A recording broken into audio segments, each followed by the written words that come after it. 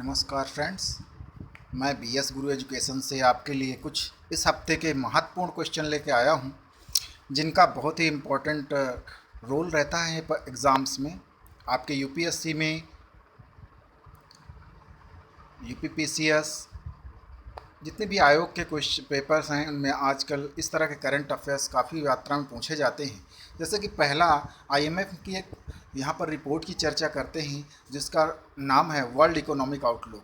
ये report international monetary fund यानी IMF के द्वारा प्रस्तुत की जाती है, और ये खास करके ये रिपोर्ट जो होती है ये इकोनॉमिक ग्रोथ को, अनेक देशों की इकोनॉमिक ग्रोथ को दिखाती है और पूरे विश्व में स्थिति को एक समान बताती है। हमारी अगली न्यूज़ है सस्टेनेबल डेवलपमेंट, SDG गोल्स। ये 17 गोल हैं जिनको लेकर के सभी देशों को इन गोल्स पे वर्क करना है। जैसे पहला है no poverty, zero hunger, good health and wellbeing, quality education, gender equality, clean water and sanitation.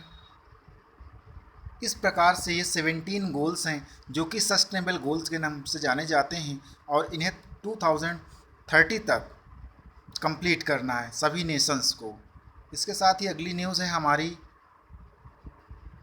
SLDE and GHG calculator की। चूँकि आज के समय में हम देखते हैं कि ग्रीन हाउस गैसेस का उत्सर्जन काफ़ी ज़्यादा मात्रा में हो रहा है, जिसकी वजह से हमारे चारों तरफ लगने वाली इंडस्ट्रीज़ को काफ़ी नुकसान होता है। इसलिए यहाँ पर SLD एंड GHG कैलकुलेटर को केंद्र सरकार ने लाने की कोशिश की है, और केंद्र सरकार इसे ईज़ ऑफ डूइंग बिजनेस को ज़्यादा बेहतर उद्देश्य बनाने के लिए, इसको ज़्यादा बेहतर करने के लिए, ग्रीन हाउस गैस को व्यवस्थित करने के लिए GHG कैलकुलेटर का उपयोग किया है, और साथ में ही सिक्योर्ड लॉजिस्टिक डॉक्यूमेंट एक्सचेंज की शुरुआत की है। ईज़ ऑफ डूइंग बिजनेस विश्व बैंक जारी करता है। भारत 2020 में 190 देशों की श्रेणी में 63वें स्थान पर रहा है। अगला न्यूज़ है हमारा कैटलेस एक्सप्रेस अभ्यास। भारतीय नौसेना का जहाज़ तलवार अफ्रीका के पूर्वी तट पर आयोजित एक बहुराष्ट्रीय प्रशिक्षण अभ्यास कैटलेस एक्सप्रेस 2021 में भाग ले रहा है। इस तरह से हमारे एग्ज़ाम्स की दृष्टि से कैटलेस एक्सप्रेस अभ्यास काफ़ी महत्वपूर्ण हो जाता है, क्योंकि ये इस अभ्यास के वर्ष 2021 के संस्करण में 12 पूर्वी अफ्रीकी देश, अमेरिका, ब्रिटेन, भारत और विभिन्न अंतर्राष्ट्रीय संगठन जैसे अंतर्राष्ट्रीय समुद्री संगठन IMO, ड्रग्स एंड और अपराध पर संयुक्त राष्ट्र कार्यालय, इंटरपोल, यूरोपीय संघ, नौसेना बल, इस तरह करके हमारे मैरीटाइम रूट इंडियंस एसोसिएशन भागीदारी कर रहे हैं। तो ये एक नेवी नौसेना की एक्सरसाइज है, जिसे बार बार याद रखेंगे आप, कैटलेस एक्सप्रेस अभ्यास।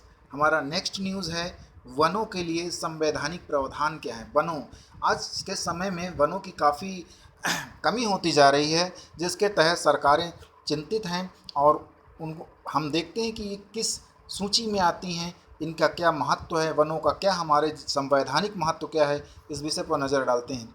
वनों को भारतीय संविधान की 7वीं अनुसूची यानी समवर्ती सूची में शामिल किया गया है।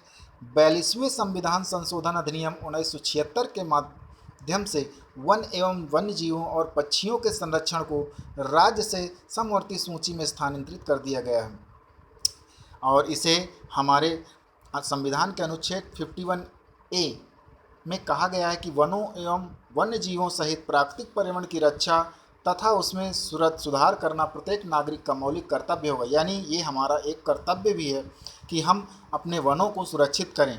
राज्य के नीति निर्देशक तत्वों के अनुच्छेद 48A में भी कहा गया है कि राज्य पर्यावरण की रक्षा और सुरक्षा करने एवं देश के वनों तथा वन्य जीव की रक्षा करने का प्रयास करेगा।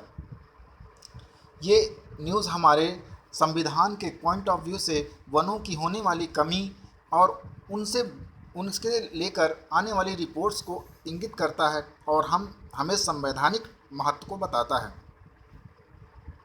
हमारी अगला न्यूज़ है कांजीवरम की सिल्क साड़ी, जो कि तमिलनाडु में बनाई जाती है। ये राष्ट्रीय पुरस्कार विजेता बुनकर श्री बी कृष्णन मूर्ति ने कांजीवरम सिल्क साड़ी बुनाई के लिए सभी पारंपरिक डिजाइन, पैटर्न और रूपांकनों के नमूनों का एक भंडारण तैयार किया है जो भावी पीढ़ी के लिए टुकड़ों को संरक्षित करता है। कांजीवरम साड़ी को प्रायः शहतूत के रेशमी धागे से भांत में बुना जाता है और इसमें शुद्ध सोने या चांदी की जरी प्रयोग होती है जो इसे एक महत्वपूर्ण गुणवत्ता प्रदान करती है। कांजीपुरम रेशम को वर्ष 2005 और 6 में भौगोलिक संकेतक यानी जीआई टैग भी प्राप्त हो चुका है। इससे साथ इस न्यूज़ को हमें ये हमारे कला और संस्कृति से ये न्यूज़ है। अगली न्यूज़ हमारी आती है यूनेस्को वर्ल्ड हेरिटेज साइट से लेकर के। अभी अभी फ़िलहाल यूनेस्को ने गुजरात के धौलावीरा शहर को भारत के 40वें विश्व धरोहर स्थल के रूप में घोषित किया है। यह प्रतिष्ठित सूची में शामिल होने वाली भारत में सिंधु सभ्यता यानी इंडस वैली सिविलाइजेशन की पहली साइट है। एक खास बात है कि धौलावीरा यानी सिंधु घाटी सभ्यता की अभी तक कोई भी साइट जो थी वो यूनेस्को की साइट में नहीं थी, जो कि धौलावीरा ने, गुजरात के धौलावीरा ने, जो कि कच्छ में है, उसने अपना स्थान बनाया है। भारत के अलावा इटली, स्पेन, जर्मनी, चीन और फ्रांस से 40 या अधिक विश्व धरोहर स्थल हैं। भारत में कुल मिलाकर 40 विश्व धरोहर स्थल हैं, जिनमें से 32 सांस्कृतिक हैं, 7 प्राकृतिक और एक मिश्रित स्थल है। अभी फ़िलहाल हमारे यहाँ पहले 38 विश्व धरोहरें थी, लेकिन इस बार हमारे 2 विश्व धरोहरों को, 2 जगहों को, 2 स्थानों को विश्व धरोहर में जगह प्राप्त हुई है। जैसे पहला था रमप्पा मंदिर तेलंगाना, जो कि भारत का 39वां विश्व धरोहर स्थल बना, और हमारा 40वां विश्व धरोहर स्थल धौलावीरा है जो गुजरात के में है। गुजरात में अब कुल मिलाकर के 4 यूनेस्को विश्व धरोहर स्थल हो गए हैं। पहला अभी हमने देखा कि धौलावीरा, और उसके साथ ही अहमदाबाद का ऐतिहासिक शहर, रानी की वाव, पटना और चंपानेर और पावागढ़ी।